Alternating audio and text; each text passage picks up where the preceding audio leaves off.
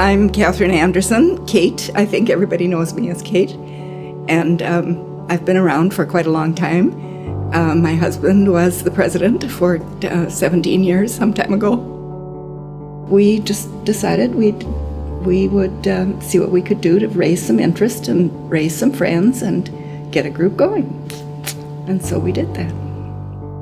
I think that we're proud of everything that we did. I mean, you just hope when you start something that it's going to work. And we went to the Guthrie, we had theater nights there. We did, all kinds of we had a tea.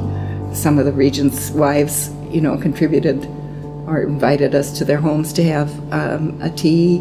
We even just one time sent tea bags out when people were kind of reluctant. It was hard to get them together for things. We sent a tea bag in the mail and said, to have a cup of tea and to give a donation, and that works too, of course. I'm Gladys Strumman. I was a Boxroot. Graduated from Augsburg in 1946. That's where our heart is. That's part of our legacy. This was just kind of the way it was. You got involved, and the Strumman family felt very strongly that we should have a Lutheran church school. And then we thought, we need some more help with this. So we invited a lot of the women that we knew in the Twin City. They were kind of the movers and shakers, and how we dared to invite some of these people to a breakfast or brunch at my house. And these women, they came. In that era, women were more stay-at-home mothers, and we didn't have outside jobs. It was just not the thing we did. So then it was just after we got kind of organized, and we tried a couple of projects that failed, so we learned a lot. That didn't work. And then we found that there were some things that we could do. My name is Geraldine Hovland Cobb. Graduated in 1963 with a degree in home economics education. Gladys called me after they had the initial meeting and said she thought that I might have some ideas as far as fundraising. And I did, but they probably weren't ones that the college had ever heard of before, because I had had garage sales for 20 years. I was now an antique dealer and used to buying and selling. And I knew how to put on a garage sale. For myself, I was having, doing between 1,000, 2,000, even at my home. And so I was telling her that I think we could raise a lot more money.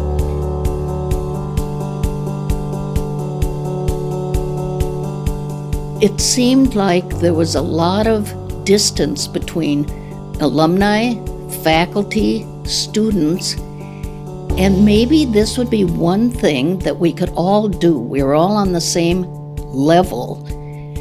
Well, the first year, in 6 hours, we did $3,500, and everyone was just saying, wow, that's a lot of money for no expense. There was a lot of coordinating that had to go on, but after the first acknowledgement that we got this much money, a lot of people's eyes and ears perked up about, this is good.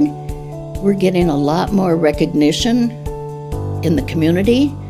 I mean, after about the third year, we decided what we were going to work on with all this money. And when it came up the organ fund, that really sent an impetus to a lot more people wanting to get involved, because everybody wanted an organ on campus. So the minute we heard that it was for the organ fund, we were getting just unbelievable amount of donations that were coming in. So we needed another building.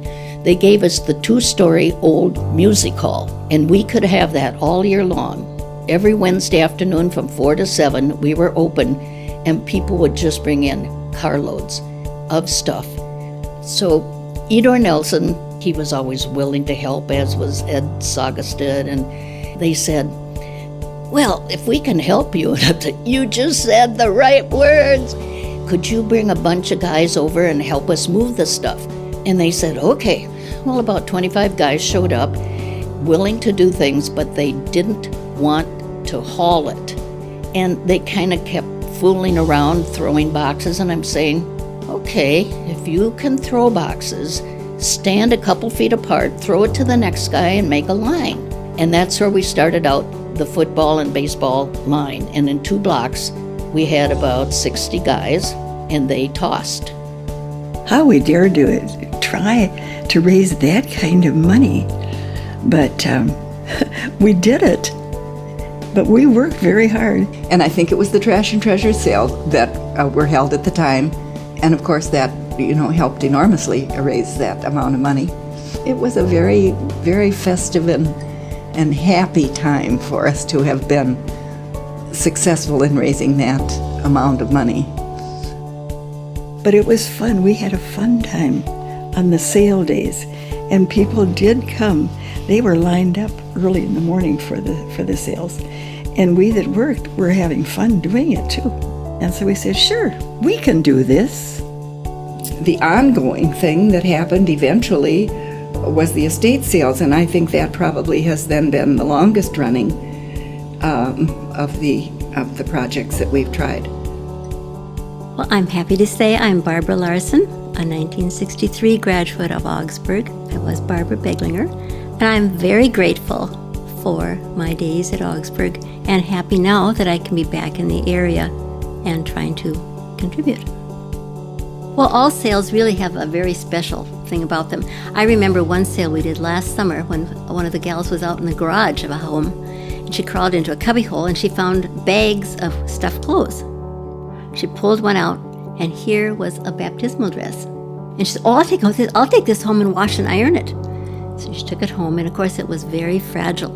But when she brought it back, it had all the little pleats and the sleeves and whatnot, and it was gorgeous. Well, it came to the second day of the sale, and the daughter of the deceased woman, her mother, came to the sale, and she was looking at this dress. She said, "That's my baptismal dress." She said, "I was just looking at my baby book, and I saw that dress, and I've never seen it before, other than picture." And she was so thrilled to get it. So you run into situations like that. It's the people that make it very special, or the customer who is thrilled to be able to buy something.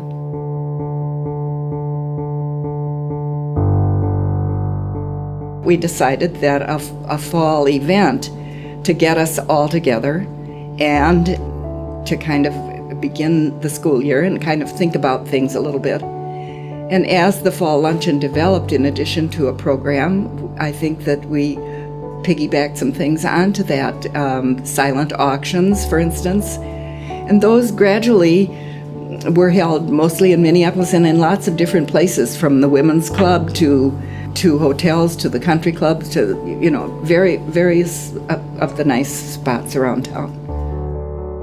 Well, there was Welcome and Yule always in the wintertime, which was always fun, of course. And that was an event that had been held in the college. I think a kind of a welcome Christmas. It had happened for several years, and I was not familiar with them before we came, and we continued to do it. And then the Augsburg Associates thought, well, this is something that we could take over. And the college was glad to have an entity take it over and do it, work on it. And so then it expanded and grew and became, I think, even more festive than it had before. It doesn't take much to become very fond of the place and the people who are here. I think that's quite amazing. That started as that little tiny mustard seed. But, someone followed up. When we first mentioned it, we had no dream of doing what has developed. But from little mustard seeds. I just want to keep on. There's never a time to stop. I want to keep on mentoring or talking to other kids or raising money or whatever, because I love my Augsburg. I'm Lenore Beavis. I graduated from Augsburg College in 1966 with a major in elementary education. I guess I'm really proud of the scholarships because that's what we've been working on since I've been in the organization. We don't actually interview or select. We just make the funds available, and make the gift every year. Then we get to enjoy meeting them, hopefully, and reading about them. That's been very enjoyable for everybody. The contributions, they were, I think, significant, and they helped to point out what was going on in different places. You know, we tried to help in the library with a space, with the theater, in the theater project with a space in the green room, and in the college center, and certainly in the music in the chapel with the organ project. And now I think that with the scholarship gifts that we've given, that's been a wonderful thing too. If they're helping us with getting equipment or we're doing things at Welcome Renewal, how the students offer help so fast. This has really stood out. May I hold this door for you? May I carry it for you? I haven't seen that at other campuses. I've seen them say hello, but I haven't seen them offer help. And it's got to be coming from somewhere. Yes, maybe at home, but also it's being supported and encouraged when it gets to Augsburg. And I think that is very, very important. I don't think we can stress service and caring enough. This was our social group, was Augsburg. That was where we found our social friends. And they're friends still. Is to develop a group of women, you know, and a camaraderie that just reaches over the years, and that's very valuable. That's worth more than $1 million.